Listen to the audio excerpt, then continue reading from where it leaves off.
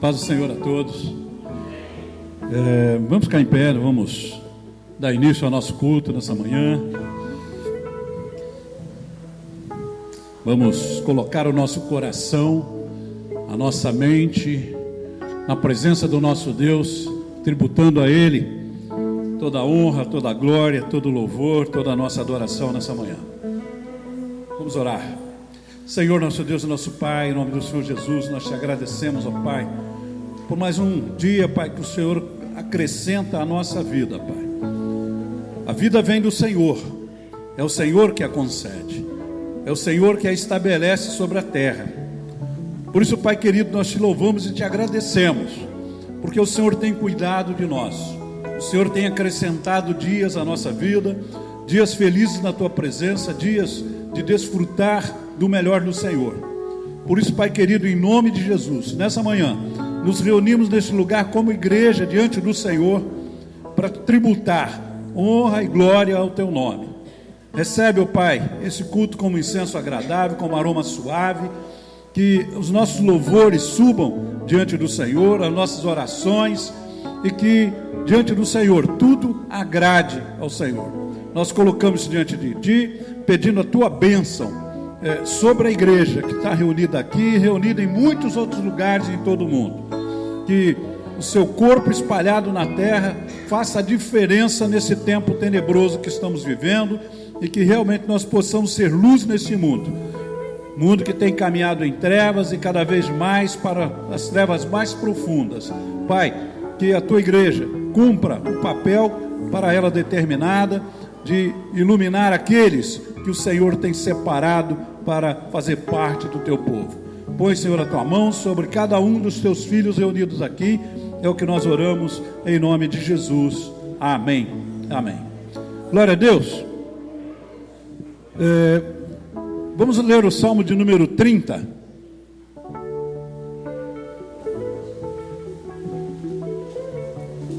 Salmo de número 30 diz assim: Eu te exaltarei, ó Senhor, porque Tu me livraste, e não permitiste que meus inimigos se regozijassem contra mim. Senhor meu Deus, clamei a Ti por socorro e Tu me saraste. Senhor, da cova fizeste subir a minha alma, preservaste-me a vida para que não descesse à sepultura. Salmodiai ao Senhor, vós que sois seus santos, e dai graças ao seu santo nome.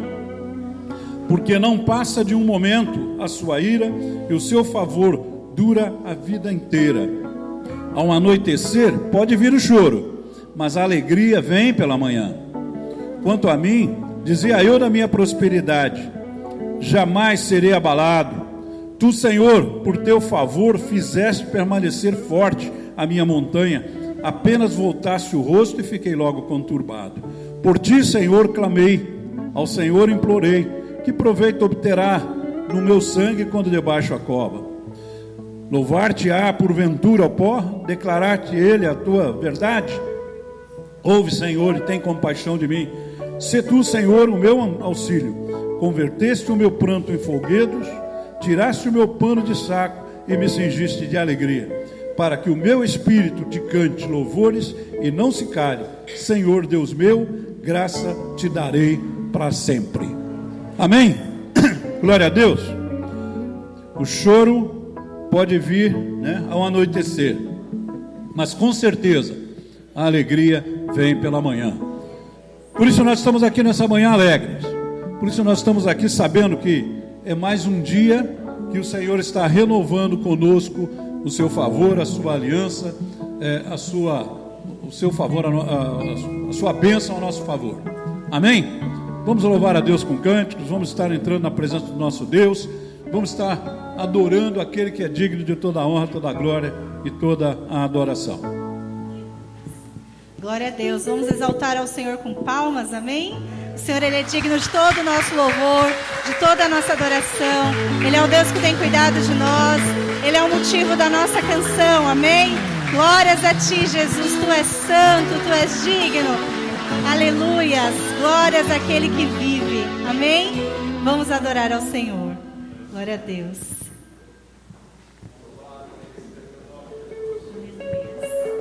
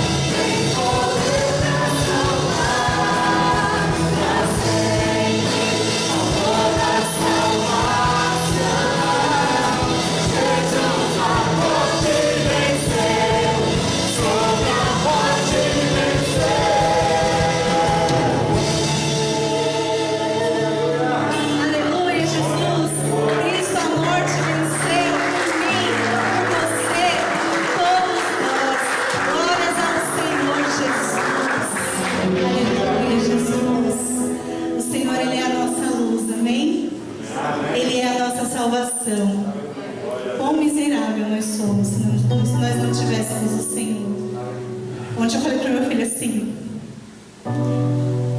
a maior herança que eu quero te deixar é Jesus.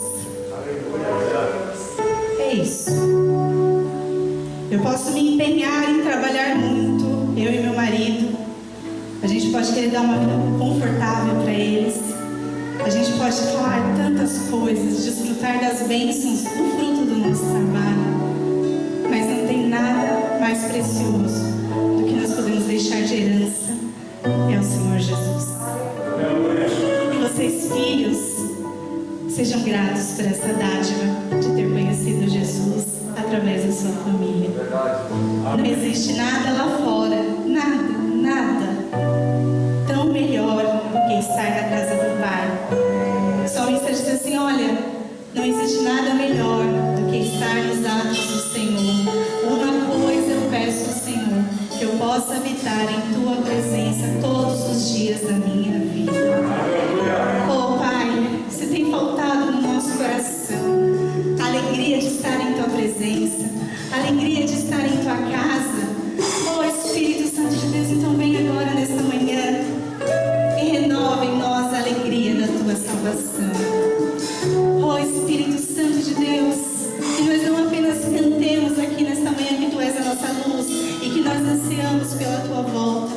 mas que no nosso coração arda o desejo de estar em Tua presença.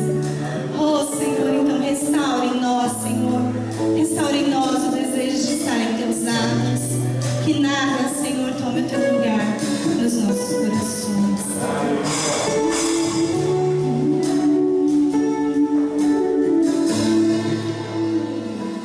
Tu és a minha luz, a minha salvação, e a Ti me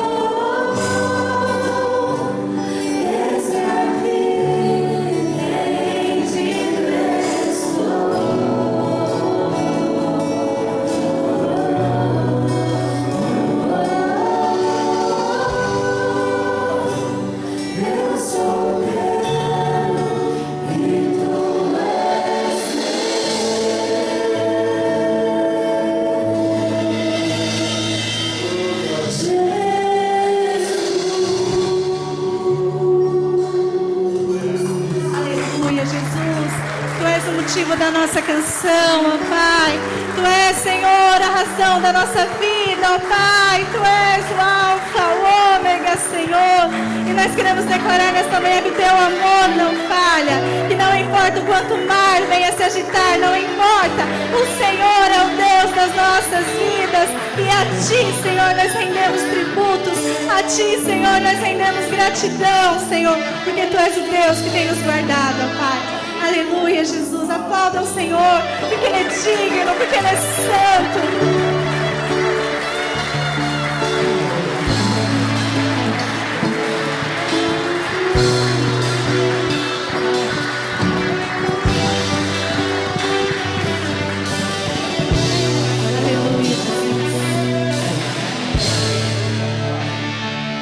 Glória a Deus, o Senhor é bom, aleluia. Glória a Deus. Senhor, nós bendizemos o Teu nome, Pai. Senhor, nós te damos graças nessa manhã.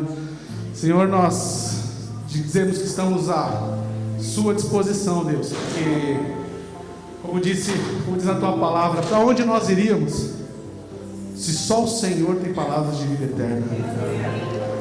Aleluia, meu irmão, que você possa estar com o seu coração aberto para receber tudo aquilo que ainda Deus tem para fazer nessa manhã, através do culto coletivo, através da bênção do Senhor derramada sobre a igreja, sobremaneira, como Ele tem feito desde o começo dos tempos, aliás, desde a eternidade, porque o Senhor não está restrito ao tempo, a não ser você e eu. Então, nesse momento, nós queremos passar aos momentos de oferta, que você possa contribuir segundo aquilo que está no seu coração, conforme diz o apóstolo Paulo, nos ensina, não por peso, nem por obrigação, mas por aquilo que você acredita, e pelo fato de nós crermos que é um dever nosso, né, sustentar essa casa, que tanto precisa, principalmente nesse momento que temos vivido, e que o Senhor também possa abençoar a sua vida, não por troca, de maneira alguma, mas por consequência, a obediência em tudo, tá? Não só nesse momento. Você fique à vontade para poder contribuir, e que o Senhor também toque na sua vida, na sua casa, e que nada venha a faltar para você e para os seus. E no mesmo espírito, na mesma sorte também, nós queremos agradecer e pedir a Deus pela vida daqueles que depositaram as suas petições e os seus desejos e as suas necessidades no gasofilácio de oração, e que os intercessores, com a cobertura dos pastores, têm todos os dias intercedido, orado e clamado, e quantos milagres nós temos visto acontecer. Então eu convido você a mais uma vez fazermos uma oração intercedendo pelas vidas, e que Deus possa nos abençoar a todos, em nome de Jesus. Santo Deus, Pai Todo-Poderoso, Tu és aquele que não tem os seus ouvidos tampados para não nos ouvir, nem as suas mãos encolhidas para não nos abençoar. O Senhor Jesus certa vez nos ensinou que qual é o pai, qual é o filho que pede pão ao seu pai e ele dá pedra. Então, se nós, sendo maus, damos boas coisas aos nossos filhos, quanto mais o Senhor Deus, que é todo bondade. Nós te agradecemos, Deus, pela oportunidade de estarmos aqui, vivos, saudáveis e na Tua presença. Os dias são maus, Senhor, conforme o pastor Daniel falou aqui, são maus, e a tendência não é melhorar.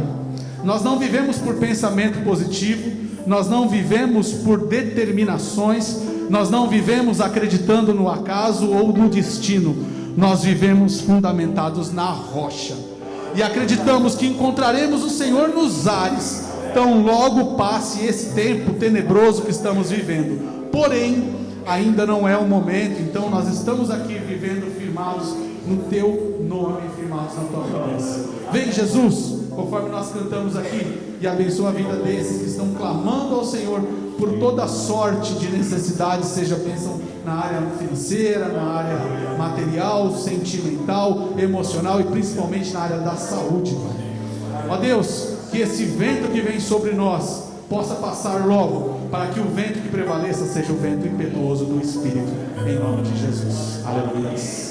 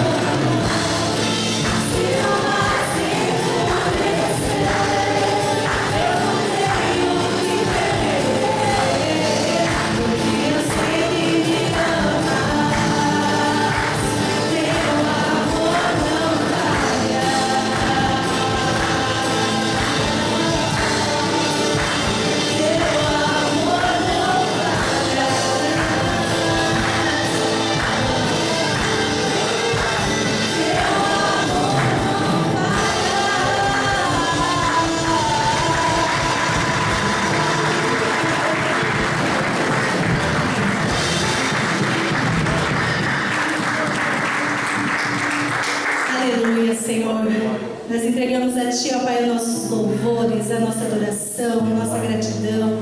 Cada palavra, Senhor, que foi declarada aqui, Senhor, foi com fé, foi com convicção, ó Pai, naquele que temos crido. Ó Pai, em nome de Jesus, fala conosco, Senhor, através da Tua palavra, que o nosso coração, Senhor, seja uma terra fértil, Senhor, que essa palavra venha dar frutos. Aleluia, Jesus. Glórias a Ti. Glória a Deus. Aleluia, Jesus. Deus é bom. Glória a Deus. Amém. Paz do Senhor, irmãos. Amém. Vamos orar para a gente começar a mensagem de hoje. Senhor Deus Todo-Poderoso, eu peço agora que o Teu Espírito Santo fale no coração, na mente de cada irmão, conforme a necessidade de cada um.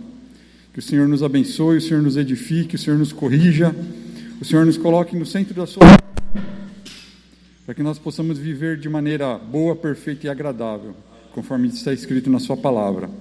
Eu peço a tua bênção em nome de Jesus. Amém. Amém.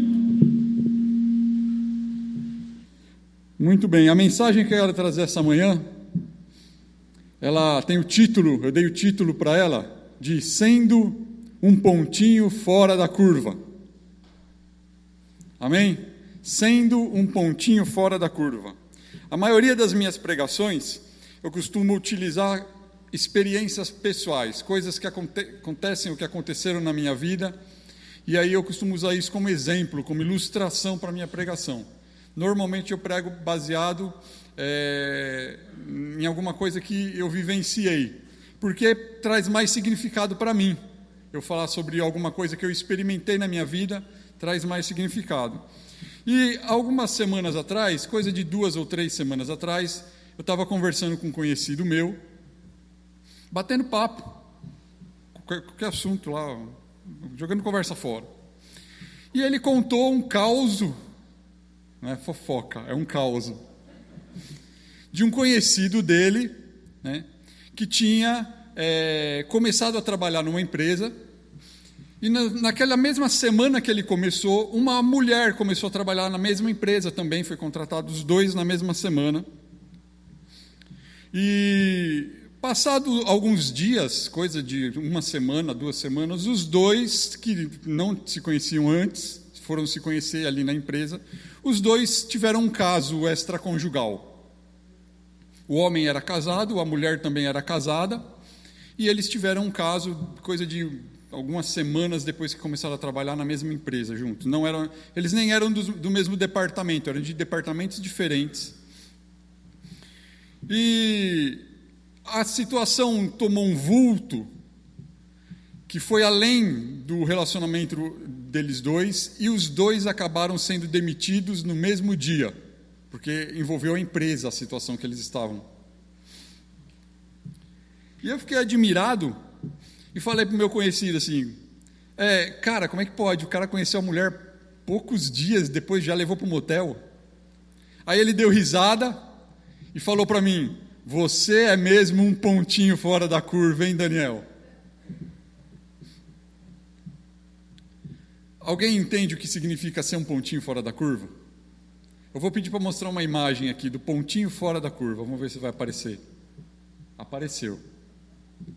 Isso aqui é uma notação matemática. Eu não sou matemático, não sou professor de matemática e não vou tentar explicar direitinho como é que funciona esse negócio.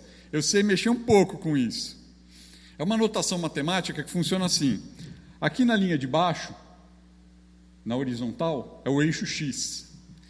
E na vertical é o eixo Y. Então você coloca um valor no eixo X, aqui na linha de baixo você coloca um valor, e por alguma fórmula matemática você descobre o valor que está no eixo Y. Ele tem uma relação, o número do eixo X tem uma relação com o eixo Y. E essa relação é sempre igual, independente do valor que você vai colocando no eixo X, vai gerando um valor relacionado no eixo Y. E quando você cruza a linha do X com o Y, vai formando pontinhos. E esses pontinhos vão formar uma, que na matemática eles chamam de curva, mas é uma reta. Deu para entender até aí? Então vai gerar uma equação, uma fórmula que você coloca um valor para o X e vai gerar um valor resultado no Y. E você tem aqui os pontinhos aqui no meio. Só que de vez em quando, a gente não sabe porquê, é um mistério da natureza, um pontinho fica bem fora da curva. Lá no laboratório onde eu trabalho, na química, a gente usa muito isso, para fazer cálculos químicos. A gente usa muito isso. E de vez em quando o pontinho, olha lá, tem um pontinho bem fora da curva. Quando o pontinho sai muito fora da curva, sabe o que a gente fala? Foi erro do analista. O analista errou na hora de fazer a análise, para dar um pontinho tão fora da curva. Mas, na verdade, o que está acontecendo é que esse pontinho, ele não segue a mesma equação. Para ele ficar tão fora da curva, ele segue uma conta diferente, um cálculo diferente. Então, o pontinho fora da curva significa que o pontinho não está no mesmo fluxo de informações. O pontinho não está na mesma ideia de informações. Então, quando aquele meu conhecido falou que eu sou um pontinho fora da curva, significa que eu não vivo igual a todo mundo. Que ele entende, pelo que ele vê da minha vida, que eu não sou igual a todo mundo, que eu não faço igual a todo mundo, eu sou um pontinho fora da curva. Essa é a mensagem que eu quero trazer essa manhã para vocês. Santificação é ser um pontinho fora da curva, ou da reta.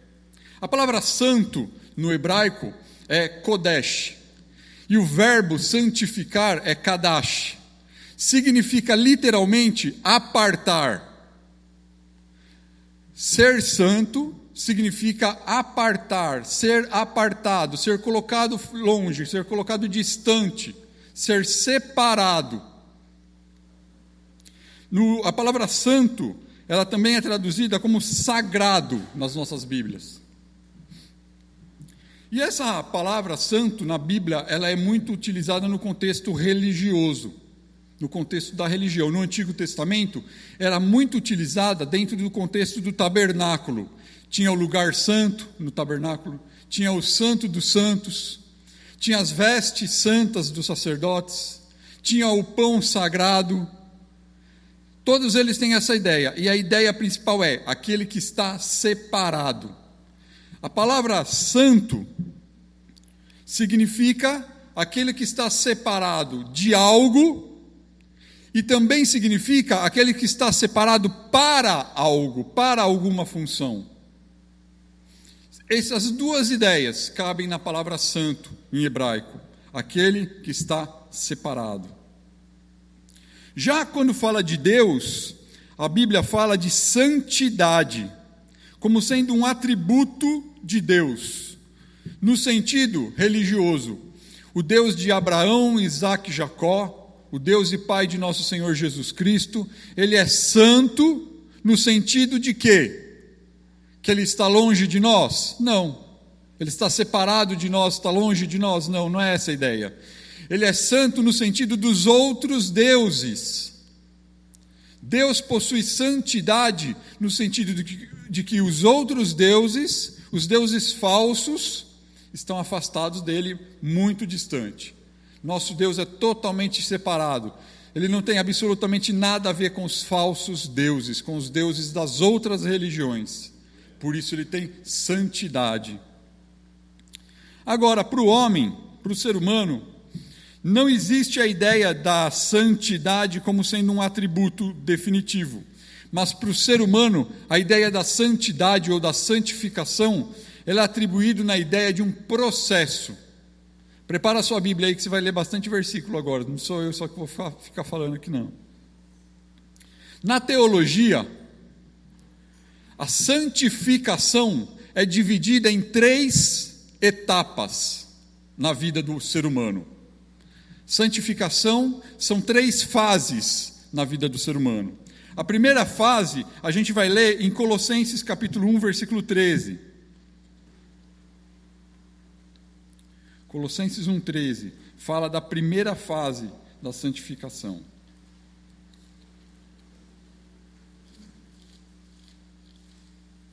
Fala assim: o qual nos tirou da potestade das trevas e nos transportou para o reino do Filho do seu amor. Olha qual é a ideia, que Deus nos tirou da potestade das trevas e nos transportou para outro lado, longe, distante, para o reino do Filho do seu amor. Essa mudança de posicionamento, a teologia chama de santificação posicional. Santificação posicional. É uma mudança de posição. Você estava no reino das trevas e Deus te transporta para o reino de Cristo. Então você está agora numa posição diferente. Afastado, apartado, longe, santificado em relação ao reino das trevas. Um outro texto que fala da santificação posicional está em Romanos capítulo 6. Romanos capítulo 6. É um texto grande, do 3 até o 14, a gente não vai ler ele todo. Vamos ler do 12 até o 13. Não reine, portanto, o pecado no vosso corpo mortal, para lhe obedecerdes em suas concupiscências. Tampouco apresenteis os vossos membros ao pecado, por instrumento de iniquidade, mas apresentai-vos a Deus como vivos dentre os mortos, e os vossos membros a Deus como instrumentos de justiça. Ele está falando de duas posições diferentes. Você antigamente vivia na posição em que o pecado reinava no seu corpo, na sua vida. Mas agora você tem que viver numa posição diferente, onde Cristo vai reinar na sua vida. Isso é chamado de santidade posicional. É uma mudança de posição. E a santidade posicional, ela é invisível e é espiritual. Você não sabe quando ela está acontecendo. Ela acontece na sua vida, ela aconteceu na sua vida. A santidade posicional aconteceu na sua vida no momento em que você verdadeiramente nasceu de novo. Você confessou que aceitava Jesus como seu Salvador, você foi batizado, mas a gente não pode definir em qual momento você realmente renasceu em Cristo, porque isso é um acontecimento espiritual. Mas no momento em que você nasceu de novo pela fé em Jesus, imediatamente Deus realizou a santificação posicional na sua vida. Tirou você do reino das trevas e trouxe você para o reino da luz. Essa é a mudança, essa é a grande mudança que acontece na nossa vida. É uma mudança espiritual. Por isso, muitas vezes, a gente vê pessoas que se batizam, mas a vida delas continua do mesmo jeito. E daqui a pouco elas saem da igreja, abandonam tudo, não quer saber de mais nada. Porque não aconteceu o novo nascimento. E o novo nascimento nada mais é do que a santificação posicional. Quando Deus tira você das trevas e coloca você na luz. Tira você do mundo e coloca você em Cristo. Essa é a santidade posicional. Depois dela, vem uma segunda etapa de santificação, conforme a teologia, que é a santificação progressiva. Vamos ver Efésios capítulo 5, versículo 8. Efésios 5, 8.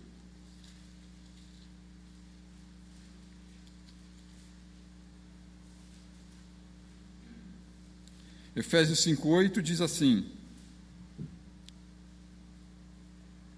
porque noutro tempo erais trevas, mas agora sois luz no Senhor. Essa é a santificação posicional. Erais trevas, agora sois luz. É a santificação posicional. E aí ele continua dizendo assim: andai como filhos da luz. Primeiro você passou pela santificação posicional. Agora você vai andar como, vai progredir, vai andar, vai caminhar, vai indo para frente como filho da luz. É a santificação progressiva. Outra passagem sobre isso é 1 Tessalonicenses 4.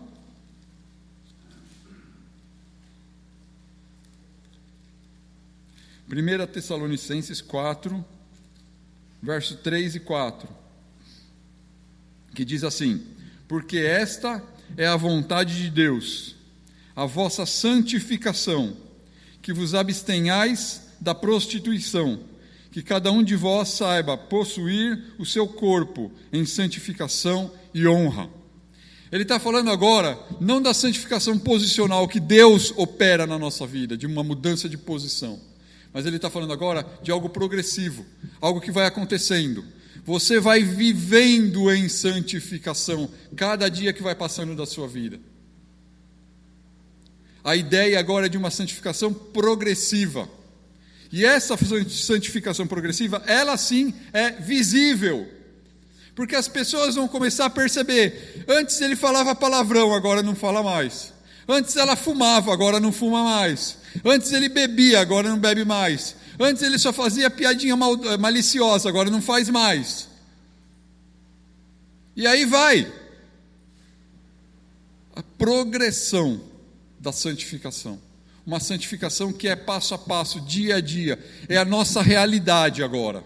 É o que a gente vai viver. É o que a gente vai sentir na pele. É o que as pessoas vão ver acontecer na nossa vida. É a santificação progressiva. Ela é vivencial e ela é visível.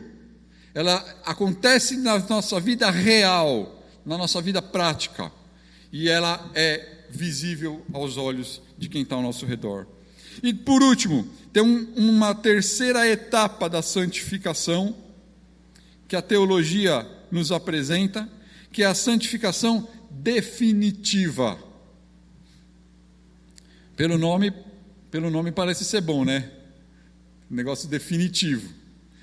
Se é definitivo, significa que não é passo a passo, que não vai acontecendo, que aconteceu uma vez, não vai acontecer nunca mais. É definitivo, é uma vez e acabou, é para sempre. É a santificação definitiva. Vamos ver Apocalipse 21, 27.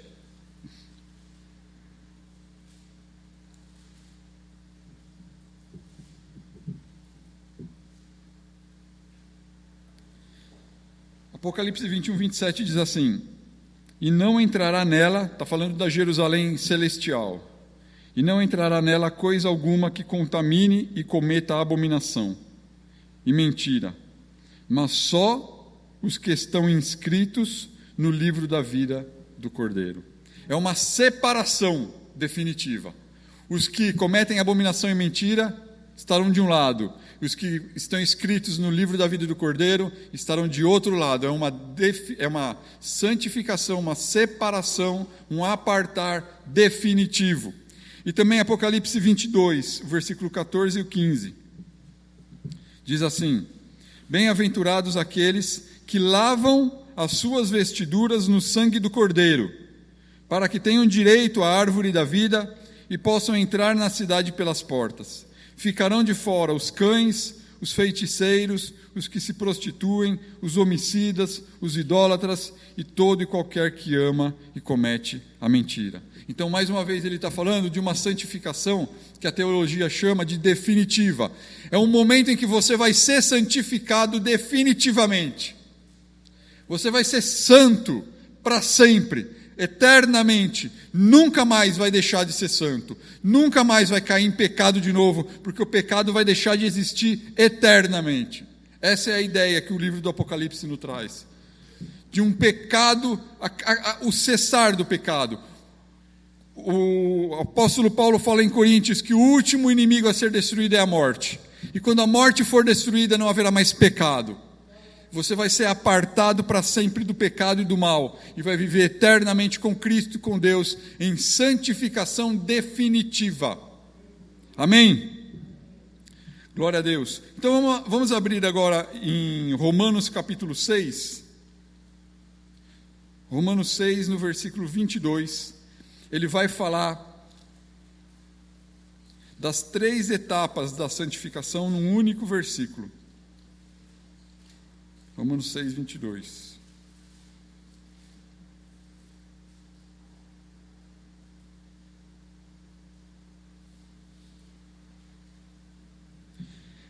As 3 etapas da santificação num único versículo. Mas agora, libertados do pecado e feitos servos de Deus, é a santificação posicional. Libertados do pecado e feitos servos de Deus. Mudou de posição.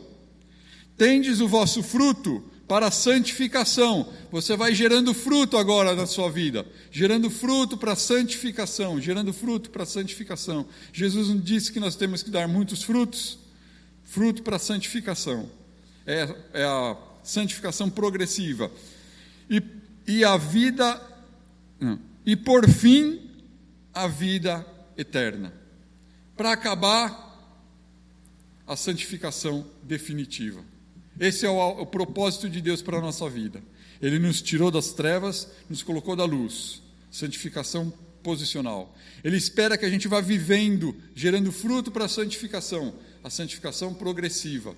E aí, por fim, a vida eterna, onde nós estaremos santificados eternamente, sem mais, nunca mais poder ter risco de cair no pecado de novo. O pecado vai deixar de existir eternamente. Amém? Então o cristão, ele é santo no que diz respeito à santificação posicional. O cristão está sendo santificado no que diz respeito à santificação progressiva. E o cristão será santo quando chegar à santificação definitiva. Amém? Agora, fala para o seu irmão aí. Você é santo. Você está sendo santificado. E você será santo para sempre um dia. Amém. Agora, dentro do tema ainda da santificação, existe 2 aspectos que eu quero abordar agora. É uma ideia distorcida que nós temos de santificação. Muitas vezes quando um pregador fala, eu vou falar sobre santificação hoje, ou quando ele vai pregar sobre santificação, a maioria das pessoas se prepara, segura na cadeira, já começa a ficar com medo, já começa a ficar assustado, se prepara para levar o reio. Na verdade, a santificação, uma distorção da ideia da santificação, é a santificação pelo medo. Medo do castigo de Deus nessa vida, medo de ser castigado por Deus, medo de perder a salvação. Então a pessoa obedece a Deus por medo de deixar de ser salvo. E o medo de ir para o inferno. Ela obedece a Deus única e exclusivamente por medo de ir para o inferno. Ou de ser castigado. Ou de sofrer a ira divina. Por que gera esse medo? Porque tem uma ideia distorcida a respeito de Deus. E nós somos criados muitas vezes com uma ideia distorcida sobre Deus. A Bíblia diz lá em Hebreus capítulo 12, que Deus, ele castiga o filho que ele ama. Agora, por que Deus faz isso? Por que Deus castiga o filho que ele ama? Está na própria frase a resposta. Porque ele ama. E ele corrige o filho para tirar o filho do caminho errado. Vamos abrir lá em Hebreus 12, versículo 4 até o versículo 8. Deus corrige os filhos dele, os que verdadeiramente são filhos, para botar eles no caminho certo quando eles estão saindo por um caminho errado. É assim, ó. Olha, cadê o gráfico? Dá para colocar de novo o gráfico da bolinha? Colocou? Ó, a bolinha está lá em cima, né? Está perto do 40 ali na mesma direção, não é? Não é isso? Ele está apartado, está santo. Agora, de vez em quando, pode acontecer da bolinha vir cair aqui perto do 30. Ela chega lá, quase entra dentro da reta. E é nessa hora que Deus castiga o filho que ele ama, para fazer voltar para a posição mais afastada de novo. Por isso Deus corrige os filhos a quem ele ama. Então é uma ideia distorcida de correção. Vamos ver capítulo 12, versículo 4 ao 8. ainda não resististes até o sangue, combatendo contra o pecado. E já vos esquecestes da exortação que argumenta convosco como filhos. Filho meu, não desprezes a correção do Senhor, e não desmaies quando por ele fores repreendido, porque o Senhor corrige o que ama, e açoita a qualquer que recebe por filho. Se suportais a correção do Senhor, Deus vos trata como filhos. Porque que filho há a quem o pai não corrija? Mas se estáis sem disciplina, da qual todos são feitos participantes, sois então bastardos e não filhos. Sabe o que ele está falando? Olha para a curva aqui em cima de novo. Quem está dentro da reta, todos os pontinhos que estão dentro da reta, eles não recebem a correção de Deus. Deus vai deixar. Corre, deixa correr. O fluxo da vida, o fluxo da humanidade, deixa correr. Só vai ser constrangido quando chegar no dia do juízo final. Quem está nessa reta aqui, só vai ser repreendido por Deus no dia do juízo final. São os que não nasceram de novo. São os que não passaram pela santificação posicional. Agora, se você é pontinho fora da curva, pode ter certeza, Deus vai te corrigir, porque você é filho a quem Ele ama. Por isso o autor de Hebreus diz, não desprezes a correção do Senhor. Quando eu era criança, eles ensinavam uma musiquinha no departamento infantil, e olha só como a minha visão era distorcida. Depois, quando eu conheci a minha esposa, que a gente começou a namorar, ela era de uma outra igreja, ela vinha de uma igreja pentecostal. Cantava a mesma musiquinha, quando era criança. Só que a minha esposa tinha uma visão completamente diferente da minha. A musiquinha falava assim, eu não vou cantar não, tá bom? A musiquinha falava assim, cuidado boquinha o que fala, cuidado mãozinha o que pega, cuidado pezinho onde anda. Tem mais umas partes, né? Mais umas partes do corpo humano aí. Cuidado, olhinhos o que vem, o Salvador no céu está olhando para você. Cuidado, boquinha o que fala.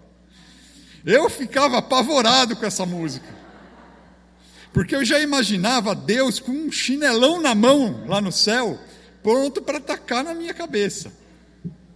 A minha esposa cantava a mesma musiquinha, mas ela gostava, porque ela dizia assim que ela se sentia protegida. Deus está olhando para mim, todas as coisas que acontecerem na minha vida, Deus está cuidando de mim. Olha só que diferença de visão, né, de percepção. Então, muitas vezes nós criamos uma percepção distorcida das coisas de Deus, da palavra de Deus. E aí a gente cria um medo de Deus de tal maneira que a gente obedece a Deus como se Deus fosse um capataz lá com um chicote para dar nas nossas costas o tempo inteiro. Na verdade, a santificação bíblica, ela tem 3 pilares. O primeiro pilar da santificação, do obedecer a Deus, fazer a vontade de Deus, andar no caminho de Deus, o primeiro pilar é o amor a Deus. Você obedece a Deus porque o ama e porque sabe que Ele te ama. Você obedece a Deus, você quer andar no caminho de Deus, quer fazer as coisas de Deus, porque você sabe que Deus te ama. E porque Ele te ama, Ele vai cuidar de você. Você sente amor por Deus. O livro de Deuteronômio na Bíblia, o 5º livro de Moisés, ele repete várias vezes o termo amarás ao Senhor. Amarás ao Senhor teu Deus. Várias vezes ele fala que eu quero que você ame o Senhor teu Deus, porque Deus te ama. O livro de Deuteronômio repete várias vezes essa ideia, porque ele queria que entrasse na cabeça dos judeus que obedecer a Deus é bom. Amar a Deus é bom. O segundo pilar da santificação, que Jesus coloca, isso está em Deuteronômio também, é o amor ao próximo. Você obedecendo a Deus, você vai fazer certas coisas para as pessoas, em amor a elas. E você vai deixar de fazer certas coisas para as pessoas, em amor a elas. Por isso, um segundo pilar da santificação é o amor ao próximo. Você ama a Deus e faz a vontade de Deus. Você ama o próximo e faz a vontade de Deus para amar o próximo, por consideração ao próximo. Eu poderia citar vários exemplos aqui na prática disso, mas os irmãos já conhecem tudo isso que eu estou falando. Então a gente vai continuar. E o terceiro pilar da santificação é amar a si mesmo. O amor a si mesmo vai te levar a fazer a vontade de Deus na sua vida. E eu vou dar um exemplo disso daqui a pouco. Quando eu falar sobre os benefícios da santificação. Então vamos lá. Os 3 pilares do amor, da santificação: amar a Deus, amar ao próximo e amar a si mesmo. Amém? Benefícios da santificação. Por que se santificar? O que gera na nossa vida a santificação? Primeiro, ela nos aproxima de Deus. Vamos ler 1 João 1, capítulo 1, versículo 6 e versículo 7. A santificação nos aproxima de Deus. 1 João capítulo 1, versículo 6 e 7. Se dissermos que temos comunhão com Ele, com Deus, Ele está falando, e andarmos nas trevas, sem santificação, mentimos e não praticamos a verdade. Então, se a gente disser que ama a Deus, mas anda fora do caminho da santificação, estamos mentindo e não praticamos a verdade. Mas se andarmos na luz, como Ele na luz está, temos comunhão uns com os outros, e o sangue de Jesus Cristo, seu Filho, nos purifica de todo pecado. Então, a luz, andar na luz, traz comunhão com Deus.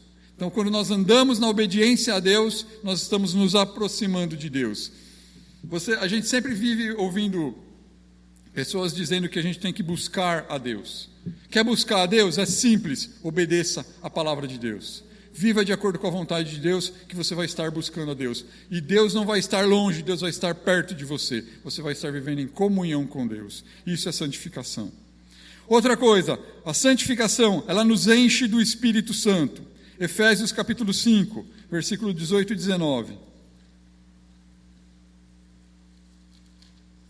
Versículo 18 e 19. Diz assim: e não vos embriagueis com vinho, em que há contenda, mas enchei-vos do Espírito, falando entre vós com salmos, hinos e cânticos espirituais, cantando e salmodiando ao Senhor no vosso coração. Qual que é a ideia? Se aparta do vinho de ficar bêbado. Não fique bêbado, fique cheio do Espírito Santo. É isso que Paulo está falando, em outras palavras. Não fique bêbado de vinho, fique cheio do Espírito Santo. Ou seja, santificação, se apartar do que vai te deixar bêbado, do que vai te deixar alterado. Isso vai te levar para perto do Espírito Santo. Você vai andar cheio do Espírito Santo, obedecendo a Deus, vivendo em santificação. Outro benefício da santificação, ela nos livra das armadilhas do diabo. 1 Pedro, capítulo 5. 1 Pedro 5, versículo 8 e 9.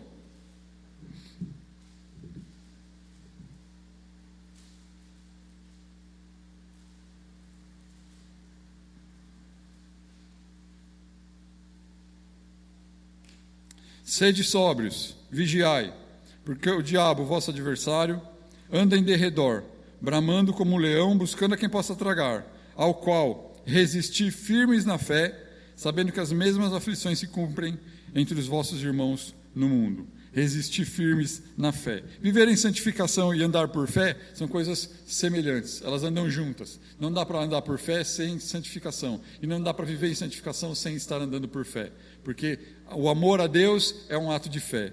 Então, santificação nos livra das armadilhas do diabo, ela nos protege, nos capacita para enfrentar as armadilhas do diabo. A santificação, ela nos mantém em comunhão com os nossos irmãos. 1 João 1,7, a gente já leu? Vamos ler só o pedacinho de baixo. 1 João, capítulo 1, versículo 7. Mas se andarmos na luz, como Ele na luz está, temos o quê? Comunhão uns com os outros. Como é que nós fazemos para ter comunhão com os irmãos? Andarmos na luz. Então, quem está vivendo em pecado não consegue ter comunhão com os irmãos. Tem que andar na luz para ter comunhão com os irmãos. Amém? Mais dois benefícios para encerrar. Andar em santificação nos leva a viver com a consciência limpa. 2 Coríntios, capítulo 1, versículo 12.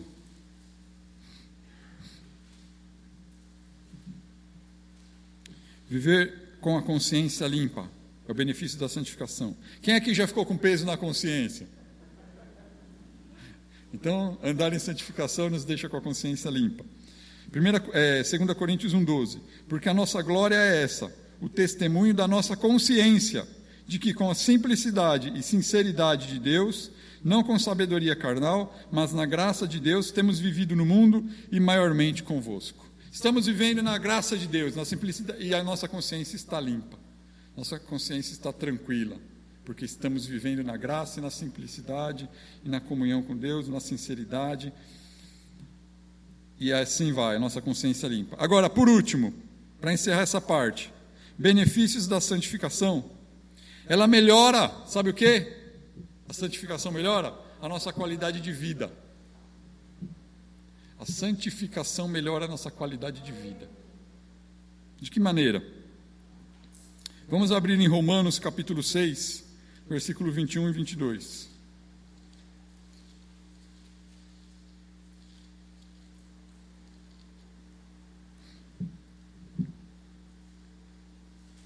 Romanos 6, 21 e 22. E que fruto tinhais então das coisas de que agora vos envergonhais? Porque o fim delas é a morte. Mas agora, libertados do pecado e feitos servos de Deus, tende o vosso fruto para a santificação e, por fim, a vida eterna. Sabe do que ele fala? Coisas de que agora vos envergonhais. Quer ver como a santificação melhora a qualidade de vida? Eu não vou pedir para ninguém levantar a mão aqui, mas pensa alguém que já foi alcoólatra antes de se converter. E se converteu, aceitou Jesus, se batizou e parou de beber. A sua qualidade de vida melhorou ou piorou depois de parar de beber? Pensa alguém que fuma. Não sei se tem alguém aqui que fumava antes de se converter. Mas você se converteu, se batizou e parou de fumar, não fuma mais. A sua qualidade de vida melhorou ou piorou depois que você parou de fumar?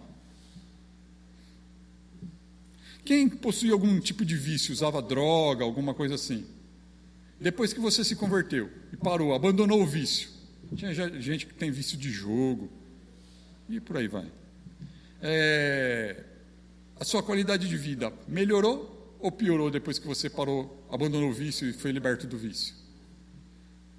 Eu acredito que a qualidade de vida melhora. Quem tinha, por exemplo, uma vida sexual bem descontrolada, bem arriscada, e agora se converteu, né, sei lá, de repente já casou, está firme no Senhor, tá. E aí, sua qualidade de vida melhorou ou piorou? A verdade é essa, é que a santificação ela melhora a nossa qualidade de vida. Por isso que quando eu falei que um dos pilares da santificação é amar a si mesmo, é porque você vai passar a ter uma vida melhor quando você se santifica, quando você obedece a Deus. Agora, quais são os riscos que a santificação nos traz? A santificação traz riscos, irmãos. Se traz. Risco de ser ridicularizado pelo mundo. Olha lá, ó. E aí, o pontinho fora da curva? Você acha que ele falou isso me elogiando? Ele falou, tirando sarro da minha cara.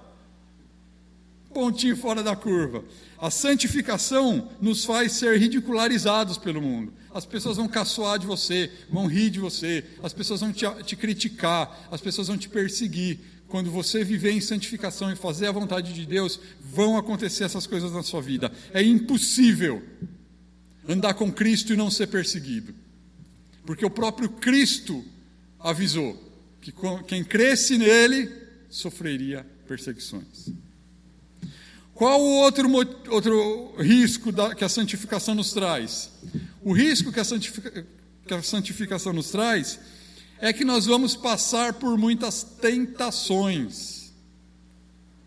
Nós vamos começar a passar por tentações, porque a vida vai chamar você de volta para a curva, para a reta. Vem aqui, vem se encaixar na reta de novo. A sociedade vai te chamar, vem se encaixar na reta de novo. O diabo vai te chamar, vem se encaixar na reta de novo. E para você permanecer firme, sendo um pontinho fora da curva, você vai ter que lutar, vai ter que se esforçar, vai ter que batalhar, vai ter que orar, vai ter que clamar. Esse é o risco que a santificação nos traz. Amém? Então, para estar encerrando já, viver em santificação não é um prejuízo.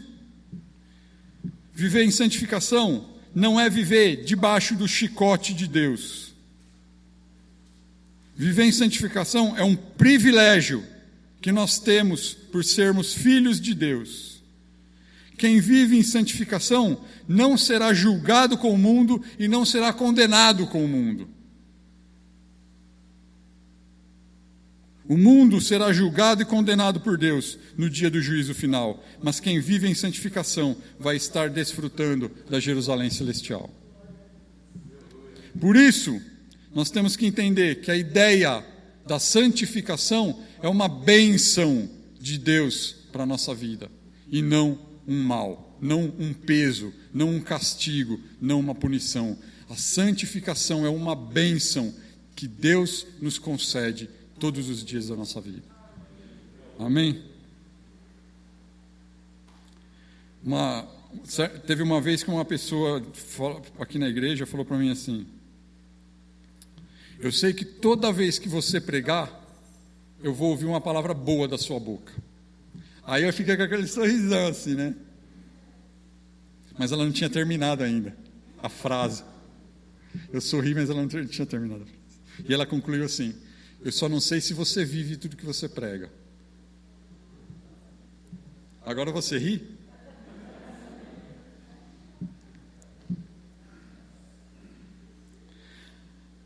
Ai, minha canela. A questão da santificação é que a gente não pode desistir nunca. A gente não pode desistir nunca. Por mais que esteja sendo difícil, por mais que esteja sendo doloroso, viver de acordo com a vontade de Deus, a gente não pode desistir nunca. Caiu, levanta de novo. Tropeçou, dá uma pirueta no ar e cai de pé. O diabo está te atacando, resiste firme na fé. Busca a comunhão dos irmãos. O caminho da santificação é uma porta estreita e um caminho estreito, Jesus já tinha avisado. Mas é o melhor de Deus para a nossa vida. Então não desista, não desista. Não se entregue de novo para o pecado. Continue sendo um pontinho fora da curva. Não aceite voltar para dentro da curva de novo. Deus te tirou da curva um dia. Deus te tirou do mundo um dia. Deus te tirou do reino das trevas. Deus tirou você do reino do pecado e te colocou agora no reino do Filho do seu amor, no reino da luz, no reino de Cristo. Continua nesse reino. Não desista. Amém? Seja um pontinho fora da curva. Amém? Fala para o irmão que está do seu lado aí para a gente encerrar. Viva como um pontinho fora da curva. Amém? Deus abençoe os irmãos. Amém? Glória a Deus. Pode vir dar aviso. Amém, irmãos? Amém. Glória a Deus. Irmãos, nós queremos louvar o Senhor nessa manhã pelas famílias que foram convidadas, né, que aceitaram o convite, que estão aqui. Nós temos uma família lá no fundo, né, eles já estiveram aqui. Que Deus abençoe a vida de vocês, né, e que o Senhor possa nos abençoar nessa semana. Não sei o que os irmãos têm para tratar nessa semana, mas coloca diante do Senhor. Confie no Senhor. Que isso sirva para eles, para mim, para cada um de nós. Eu sei que algumas decisões nós temos que tomar durante essa semana. Que possamos nos apegar no Senhor, confiando que Ele tem resposta para nós. Amém? Irmãos, eu queria falar da classe de batismo. Né? Nós temos pessoas já interessadas para passar pelo batismo. Então, quem tiver desejo de se batizar, né? Claro, os pais já estão acompanhando. Nós temos o pastor Daniel Filho. Fique de pé, filho. Eu sei que todo mundo me conhece, mas o pastor Daniel Filho vai estar à frente da classe de pessoas que vão estar sendo preparadas para o batismo. Amém? O versículo está aqui dizendo assim: respondeu-lhe Jesus, digo-lhes a verdade, ninguém pode entrar no reino de Deus se não buscar, se não nascer da água e do Espírito. Então é necessário que nós façamos, somos acompanhados e em seguida somos levados até o batismo. Claro que há uma preparação, para que a pessoa possa se batizar. E quem vai estar fazendo isso é o pastor Daniel Filho. Amém? Para que a pessoa eu não entendi muito bem o que está sendo mostrado. Então vai haver um período para você ser preparado para depois descer na água do batismo. Nós queremos levantá-los novamente para utilizar o nosso batismo. Amém? Então procura o Daniel Filho. Esse papel vai estar colado lá no nosso quadro de aviso. Tem um telefone aqui que você possa falar diretamente com o pastor ou com a igreja. Outra coisa, eu quero agradecer aos irmãos, a gente está sempre aqui agradecendo aos irmãos que têm contribuído. Nós temos pessoas que têm contribuído com a mesa diaconal e que não são dessa igreja, mas têm contribuído, têm nos ajudado. E a gente tem sido assim o mais transparente possível com os recursos que entram na mesa diaconal. São 2 pastores que me acompanham e o responsável pela mesa diaconal, que é o Roberto. Então toda aquela parte que entra, a gente faz uma prestação de contas, e há um pastor também que nos acompanha, que observa, está certinho, vamos fazer isso, como é que está a família X, como é que está a família Y, e nós vamos atendendo de acordo com a necessidade da igreja, a gente tem acompanhado. Se há alguém no nosso meio que tem passado por algum tipo de dificuldade na sua casa, no seu lar, me procure no particular, que nós vamos atender a sua necessidade. Estamos aqui para isso. Esse é o papel do diácono na igreja, observar a sua necessidade e atender dentro do possível naquilo que você está precisando. Então, irmãos, também vai estar lá, mesa diaconal, vamos compartilhar. Se você deseja contribuir com alimentos, produtos de higiene, limpeza ou financeiramente, procure o diácono Humberto. Pode me procurar ou falar através do telefone, que também vai estar lá, 961-100-3051. Vai falar diretamente com a igreja, com alguém responsável pela igreja, tá bom? Esses são os 2 avisos para você nessa manhã. Na terça-feira, às 14 horas, nós teremos o culto às 14 horas. A mamãe não está aí, ela teve que viajar, mas a mamãe já pediu para eu dar esse aviso. Terça-feira às 14 horas, e na quinta-feira nós estamos fazendo estudo o livro de Neemias. Na quinta-feira nós tivemos aqui, foi o presbítero Eudário que trouxe a palavra, foi bênção, para quem estavam aqui, os que estavam aqui, recebeu uma palavra, e essa semana nós vamos dar sequência. Amém? Então quem estiver em casa, vem para cá. Eu andei meio aí, mas quinta-feira eu estava aqui. Quinta-feira pretendo estar também para a glória do Senhor. Amém? Vamos ficar de pé, vamos orar. Pastor Daniel, vim aqui para encerrar o culto, mas nós vamos orar, agradecendo ao Senhor por essa manhã, por tudo que nós recebemos. Irmãos, há algumas coisas que estão acontecendo na minha vida, mas eu não tenho colocado a parte da igreja, porque eu espero no Senhor. Assim que o Senhor der o sim, aí eu venho e falo para a igreja. Tá bom? Surgiu algumas propostas, eu estou desempregado, eu estou desempregado, já faz 1 semana, 10 dias, a esposa já não aguenta mais em casa, tem que voltar a trabalhar, só sujando louças, mas é por um período muito curto, surgiu algumas propostas, mas não rejeitei assim, foi pela questão salarial, mas eu creio que o Deus que me tirou daquele local já preparou um novo local para eu trabalhar, e vai ser muito rápido, porque eu confio no Deus que cuida de mim. Amém. Eu nunca me decepcionei com Deus, irmãos. Nunca me decepcionei com Deus nessa questão.